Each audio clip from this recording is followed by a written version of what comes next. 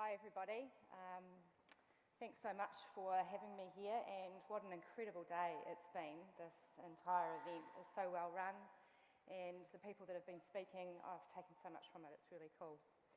So, as introduced, my name is Bex, and I join you today after being asked by Shopify, which was a real treat. We arrived yesterday from sunny Dunedin, although not as sunny as this, at the bottom of the South Island of New Zealand. We being my team, two of our Shopify experts, Ollie and Alex, my husband Paul, and one of our very special clients, Mark Fizzackley, who is part of the Trade Tools in Ecom Plus group of companies. My agenda today is nicely put into 4 little circles, starting with a little bit about me, of course, and I promise to keep that short. A little bit about Firebrand, our agency, and the relationship with Shopify and Ecom. Then we're going to roll into the bit about pitching, which of course I've already started, and I started it weeks ago when I was asked to come here and present to you. I also kind of feel that when you're in business, you're pretty much always pitching in one way or another. And I doubt there's anyone in the room that doesn't realise that we are all salespeople. Some of us don't have the title, but we are all selling what we do. And then finally, if you haven't had enough of my New Zealand or Kiwi twang, then there will be space for questions. So, about me, I'm a 1976 model, born and bred in Dunedin. I have lived away. I've in fact lived right here in Melbourne. I attended Morty Alec Primary School and got accepted into Chelsea Girls Grammar, but there was a family moment and I was whisked back to New Zealand. So I grew up in a time when health and safety wasn't really a concept that people understood. No straps on your pram, an untreated sheepskin rug, and an unfenced fountain and water pool just waiting for something to go wrong. I was also fortunate enough to be born at a time when the power of computers and software and the two together were only just kind of being realised. It was the year that the Apple I was launched, and I wore clothes similar to this, but a little bit worse. I owned a transistor radio and a Walkman. I had a VCR. I purchased my first computer, which was a 386 SX in 1992, and I paid $6,000 for it, and it came with its own little dot matrix printer. Received and sent my first text message in '99, which cost me $1.50 to send, and I taught myself a little C#, a lot of Visual Basic for applications, and a little bit of Pascal, and then I realised I wasn't really suited to the doing. Career pathway-wise, I'm pretty normal. I've had a fair few different roles in a fair few different industries. Pre-technology, I thought I might like to be a hairdresser. That was very short-lived. I was what we now call a wayward youth, and much to my mother's dismay, I left school at 14. I did return again 3 years later after a very special mentor, I'll call him, introduced me to these things called computers. My first job after finishing school finally was, funnily enough, teaching wayward youth how to use computers. I taught them how to write their own CVs and application letters in MS Word. Moved on to corporate training, where I taught legal secretaries who were using WordPerfect 2.0 and DOS how to use Microsoft Word 6. And a few years and a few jobs later, I had this amazing opportunity to build and, not build myself, but support the rollout and the build of New Zealand's first online finance application software. So this was enormous. It was 2001. It was 700 motor vehicle dealers that needed to be taught how to use this software. Most of them didn't have computers, let alone an internet connection. It was 6 years and 3 different upgrades and an ERP change in the middle, and it all resulted in a big, giant burnout. I left, played guitar in bars. I managed a gas store for a while called BOC. I was a private investigator for a while, taking photographs of cheating husbands. Not as glamorous as it sounds. And a husband, a baby, and then the financial crisis came about. A second pregnancy coincided with a husband made redundant And that created this perfect storm to start a web agency. Said no one ever, but we did. And so we started Firebrand in 2009, the exact same month, coincidentally, that the iPhone 3GS was launched to market. The month the internet suddenly seemed to just be in everybody's palm. We had it before, I get that, but this was somehow different. And we did this because I had been project managing a website project for a friend who was working out of Auckland. I had sourced an agency locally in Dunedin to provide a website for me. And they just didn't seem to care. They missed the opportunity to make me a raving fan. They didn't communicate, they didn't project manage. They appeared to do the very bare minimum that was necessary to build this project. And as much as Dunedin is a very, very small place, with 120,000 people on a good day, I could sense that there was some really significant opportunities out there for another agency that really cared and had the client and the team at its heart or its purpose. So we built what was originally actually FireWeb, we were called. We were a young team of fresh-faced geeks, and we all believed in our capabilities. We had absolutely nothing to prove it. We had no clients, we had no funds, we had no portfolio, but we made up for all of those empty buckets with an overflow of everything else I'm going to talk to you about today. So today we are a team of 13 or 14, depending on the day, and an enormous ecosystem of others, including so many of you here today as well. We have built roughly 40 businesses and programs from scratch for ourselves alongside of founders, and we have serviced 427 clients. That was the count up a couple of weeks ago. Branding, web design, development, marketing, implementation, events. We've basically done anything our customers or clients have asked us to do. We all work from a single open plan office in town, and these 5 facts answer the why you should partner with us question, and they also shape our values. So we are small enough but agile, large enough to deliver big. We have exceedingly high customer service or service levels. I am known as the high servicing queen. A solid relationship and partnership focus. And last, but certainly not least, is our community involvement. We are recognised as having heart. We give back to the community by way of 100% pro bono services to a very large number of organisations, primarily in the youth and the startup space, but also end-of-life care, food rescue and conservation. I am an elected director on the Chamber of Commerce and the wayward youth education provider, Malcolm Trust. There is a bit of a theme there. We are running a government contract called Youth Employment Success, where it works to assist the disengaged and the unemployed youth in hearing the word yes and going and visiting employers that are doing great things in the youth space. Our team is given the opportunity to support these youth as well and at their time and our time. And it can be just as simple as a cup of coffee with a disengaged youth to talk about the industry that you're in and how you got there. It might be a CV review or a mock interview, which I did on Tuesday. I'm telling you this because this is one of our points of difference. We don't just do this half-heartedly. It isn't fake. It really is a personal marker of success for myself and for Firebrand that we can give back to our community, just as they've done for me and for Firebrand. So doing all of this is only made possible by having paying clients, of course.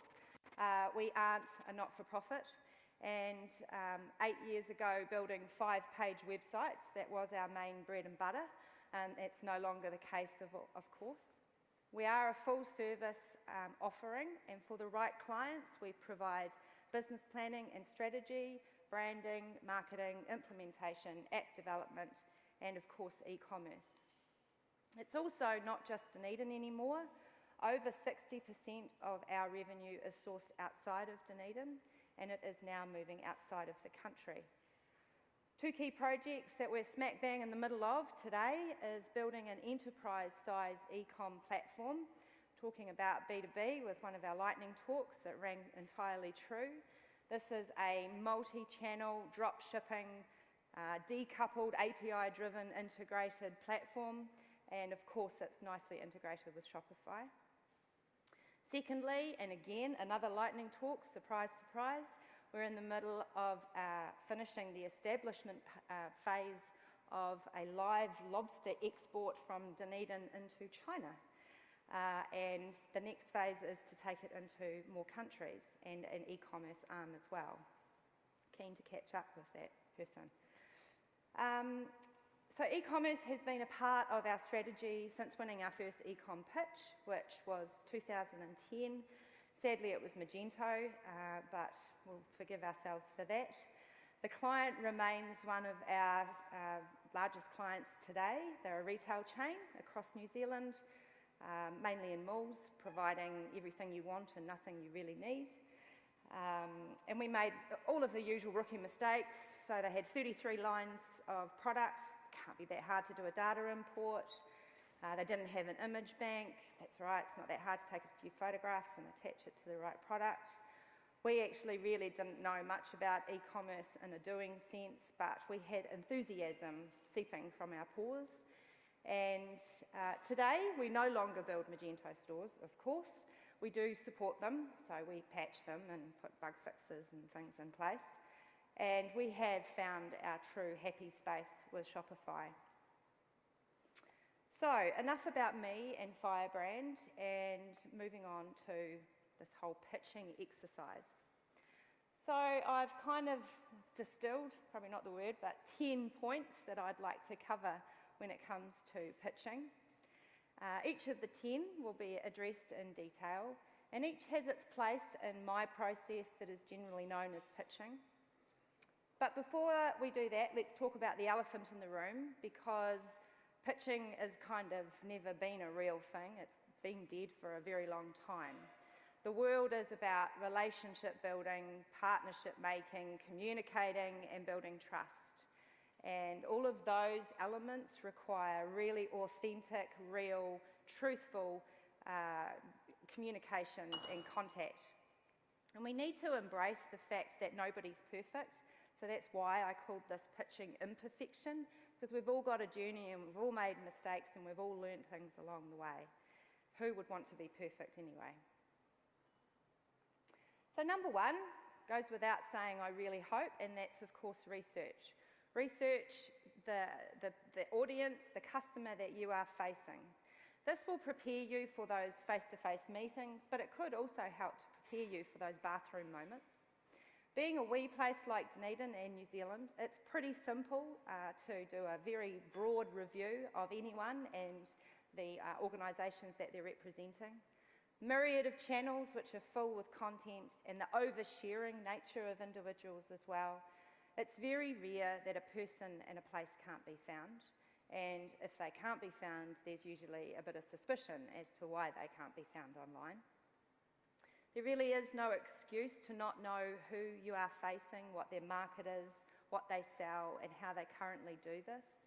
And it's also really important to know what their competitors are up to and where you can provide them with value. Now, you might find some interesting buried bones in your research, and you need to be mindful of those things as well. Use the results of all of this to make the decision, which somebody also talked about earlier, as to whether this is a good fit for you. Because it is okay to say, no, this organisation or person, their morals aren't going to be a fit for my organisation. How you begin that research, of course, we're living in it. It's all about social media. Build up a social view of the individuals and the organisation. Suss out all the in-common connections that you have and the groups that they follow.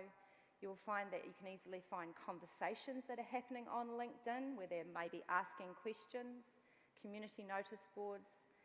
And outside of that specific person or the audience, obviously we're researching their vertical industry, And you might want to take note of the disruption chatter that's being spoken about within the industry of this client.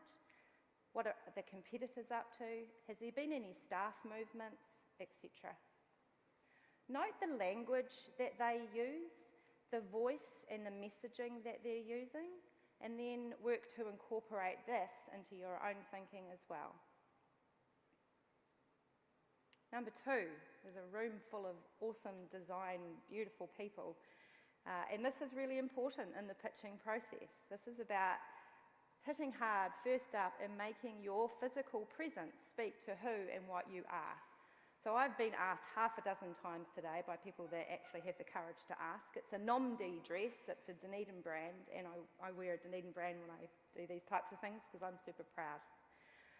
Looking great is as important as knowing your craft and your client. Be yourself, absolutely, but perhaps not your Friday 2 a.m. nightclub or gamer self. And be your expert, trusted partner self. This extends to your entire team. The developers at Firebrand aren't suit-wearing, suave business people. They can get away with the Shopify swag t-shirt, put a jacket over it, nice pair of pants. It really is important to impress upon your audience that you are proud to partner with them as well.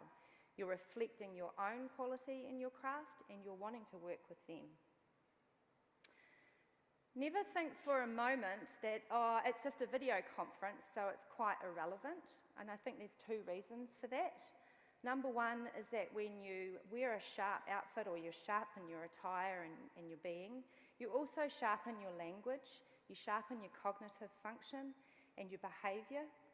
I mean, who hasn't felt that confidence kick in when you put on a new suit or a fancy hat or a lovely dress? It just allows you to pitch it up. And secondly, as a word of warning, just when you think it's a video conference, your prospective new client rocks into your office, just to surprise you. Design, of course, isn't just about the present. It's not just about your personal presence. It's about the presentation, the collateral left behind, and your entire digital presence as well. Spelling and grammar. It cannot be emphasised too many times that you have got to read it, you have to have others read it, you need to read it backwards, you should get your mother to read it, you could have your sister read it. There is little excuse for grammar errors, but there's no excuse for spelling. And I'm one of those people, and I'm sure there's others in the crowd, that I have this affliction. If I'm reading something, or I don't even need to be reading it, a spelling error will get up and punch me in the face. No one wants a punch in the face in the early stage of building a relationship. Make your collateral cohesive, beautiful, striking, memorable, and obviously reflective of your own brand. So number 3, your value proposition. Why you do what you do, who you are, what you do, who you do it with, and what the benefits will be if this potential client chooses to do it with you. It's really important for both parties that you state this up front and early. It's one of the areas that I find quite difficult to nail with my own organisation, and I'm often reviewing it and making sure that it is hitting where I'd like it to hit. I aspire to and am fairly jealous of some of these amazing value propositions, and they're just so beautifully crafted to the point. Is there anybody in the room that would be able to answer who they think that these 4 might be? One of them was presenting just before, of course. So, look, book unique homes and experience a city like a local is Airbnb, of course. And send better email. Who else could that be but the lovely MailChimp? The third one, like a pair of X-ray glasses that lets you see exactly what people are doing on your website. Crazy egg, crazy name, but I love that VP. And the last one is Lift. So a ride in minutes, request a ride, and you'll be on your way in minutes, request, ride, repeat. Simple, clear, and to the point. Now, we aren't all unicorns. I don't know if there is any here, so your VP might need a few more words. Number 4 is making sure that you state the benefits of working with you very clearly as well. People need to know what these things are. If they select you, the service or the product that you're offering, What do you offer that no one else does? What success will they benefit as an individual? What success will the organisation receive? And perhaps even what would the community or the world receive if they were to select that yes word and work with you? So this can be achieved by asking some questions. You might ask what the pain is or what keeps that client, that person up at night with regard to their organisation. And it's your responsibility to pitch that imperfection they've told you alongside of the benefits that they're going to receive if they work with you. And number 5 is all about the story. It's a bit of an overused word at the moment: journey, story, your trajectory. And we all have a story to tell. The journey to the present, I've been telling mine all the way through. The people, the environment, the challenges that you've overcome, the train track to today, and the end dream are all entirely relevant for you to tell that story while you are pitching as an agency to a client. Your story is an important showcase of your developing maturity, your morals, your experience, your skills, your ability, and how you can view what's coming as well. Your story opens doors for connections for your audience, and a pitch without a story is just a one-way talking to. It allows you to showcase the imperfections of your startup phases, the learnings that you've gathered along the way, and it should also be about the dream story, the where are you going in the future. The dream, the audience to your story can be a part of too, because most people want to be a part of something in the future. This isn't just a build and run. Alongside of that story is making things personal. Seek something that connects the audience to the story if possible, combining the story and the personal connections with the dream. When we pitched to our lobster friends, we did some blue sky dreaming with them, and we designed a tactic based on the MasterChef competition. Dunedin had a fairly famous personality Chinese chef in the New Zealand-based competition, Michael Jin, and we were connected to him through another client. So we pitched to these lobster guys this campaign around the journey of the lobster being caught in Fiordland and tracking it all the way to being on a plate at the judges' table of the MasterChef competition. Beautiful brand marketing opportunity and a bit of e-commerce wrapped around it. And they were sold. And they've told us since that they were sold because we brought them alongside of the story of working with us in the future. We demonstrated the partnership with our agency and our ability to think blue sky. Now, we risked not winning that pitch and giving away that idea, but really, what are we giving away? Number 7 is the ability to provide proof. So yeah, people love a story, people love a dream, people love enjoying working in the future, but business, though, is hard, and as much as a relationship is based on truth and trust, this is not in existence at the start. How you gain that on the onset is by providing proof you know what you are talking about, proof you can do what you are talking about, and have others prove that they've enjoyed the benefits of working with you. Proof by comparison that you are a better choice. So proof is stats, it's testimonials, it's results, it's knowledge and the added benefits that they're going to receive that others have. Don't try to be perfect, though, when you're pitching your proof. Nobody in this room has launched every website to first page, first link result. But prove that you have delivered the results from a vertical industry, perhaps, and you've increased profits by X%, like that lightning talk. Prove your service nature by testimonials from real-life people, faces, names, that are comfortable in being contacted and attesting to the quality of the work that you have done with them. Proof is one area that a very new agency looking to win business can really struggle with. And it brings about a story for me and our starting time. So it was a couple of months in.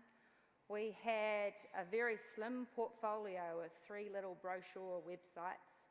We had no real leads in the pipeline that were of size, but we were suddenly given this opportunity. It was a Dunedin, or not a Dunedin moment, it was a connection, somebody I had worked with previously, had heard we'd started, and he worked for a department at the University of Otago.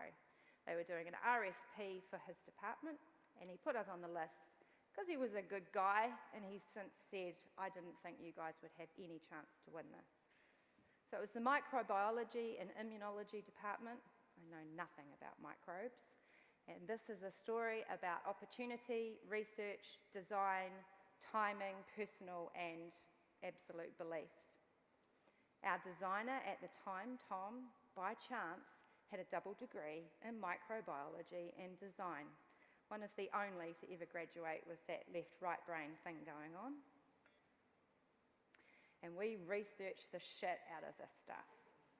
We developed out 5 key, beautiful themes in line with the microbes and the sciences of microbiology and immunology. We took a major gamble and we basically immersed hours and hundreds of hours, it felt like it anyway, into this instead of doing what we could have been doing out there banging on doors to bring in more business. We spent the time to align the design of the proposal with the design of the layouts. We pitched it and we absolutely knocked it out of the park because we proved we knew a thing or two about them and their industry. We proved we absolutely wanted it, and we proved that they would not regret selecting us. And they're still clients today. Thank you, John.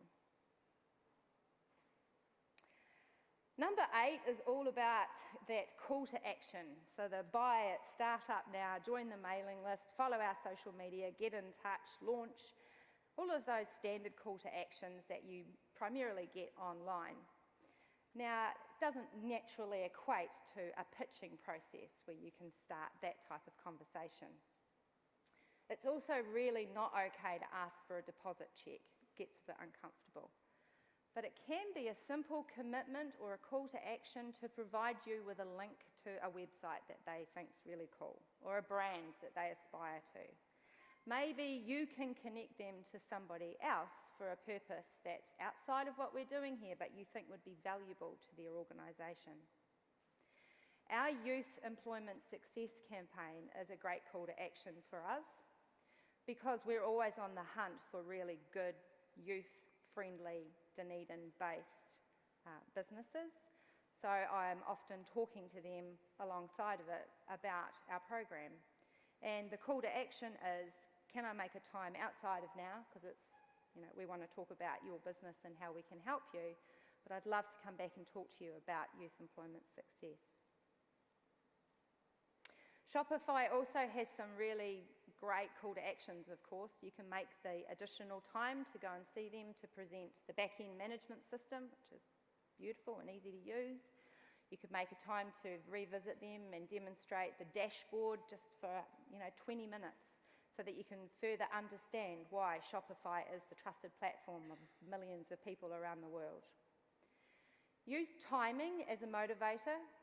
So I would often say, look, a project of this nature takes 16 to 20 weeks. That takes us from today to, so that's May, June. Actually, you know what? It's just in time for a winter campaign for a launch of your store. How about we come back, let's spend half an hour doing some initial storyboards on how we can present this in a winter campaign way. It's free. You're not going to have to pay for that element. It's a small piece of work, but we're very comfortable in being able to provide that to you. Simple request, asking for a commitment and utilising some of your additional services that you may not have otherwise been able to get into the client.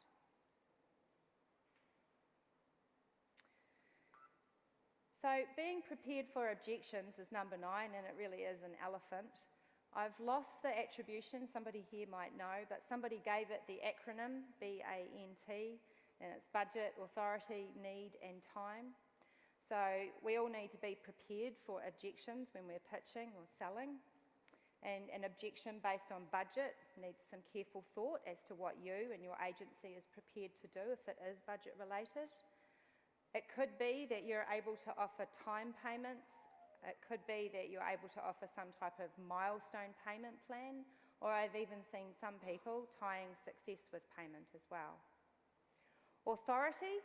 Authority is really hard if you haven't done your homework and made sure that you actually are in front of a decision maker. But one of the ways that I turn the authority objection around is I offer to partner with that person to represent the pitch to the person that actually has the authority. So it takes the pressure off the original person that you were with there to go and sell what you've tried to tell them, because they don't necessarily understand it all. And they've been a success in finding a great and flexible partner who wants to spend a bit more time to win this piece of work. Need. Do they really need to do this? Can't they get away with a simple cart attached to a little website? Why do I need to spend so much time and invest so much money into it? And of course, that's making sure that you understand the benefits of undertaking the project and the inclusions, and making sure that they understand that what you're producing will put them ahead of the competition, ideally, because we want to be ahead of where the others are. And time. So time is a really horrible objection, because we do know that creating websites does take a lot of time. Creating e-commerce channels and the myriad of marketing strategy and implementation, it's all a great deal of time burn. So this is about knowing your tools and your stack that you use and being able to say, we have the ability to take your Excel spreadsheet of 33,000 lines, and we will be able to make that readable by our system or whatever it might be. So that's going to take the pain away from you. They may not have even known that they had that pain, but you're telling them about a pain that is likely to happen. And one of the hardest objections that I wanted to address was around encountering that they already have a really good relationship with a trusted partner. So, surprise, you're trying to get in there and they're already quite happy with who they've got. And you need to be able to talk very clearly about what you're offering, of course, and what the benefits are going to be, and that it can be made simple to switch, how painful it isn't going to be, and why you want to make it super easy for them. When you are talking about the current person, or if they bring up the subject about the current partner, as much as possible, avoid anything negative about what that current partner or agency has done. And if you can, just avoid talking about the current solution and the current partner entirely. Never, ever run them down, because instantly you are seen as being that person. And number 10 is confidence. You are, if you have done all of these things, prepared with a great pitch. You know your product. You know who your ideal audience or purchaser or market is. You have 2 ears ready to listen. And you know that you are attempting to sell your services that's going to solve them their problems and take away their pain. You really have got this. I know inside I often feel like this guy, and at times I've even let that come out, because I do believe that if I'm going to work with these people, they need to know that there really is this crazy Bex underneath this as well. Got to pick your right partners. So to recap, those 10, do your research, design you and your collateral, articulate the benefits and the pain relief that they're going to receive, state your value proposition super early, tell your story and make it personal, provide the proof and make sure you give a call to action, a next step, be prepared for objections and demonstrate the confidence, because you really do got this.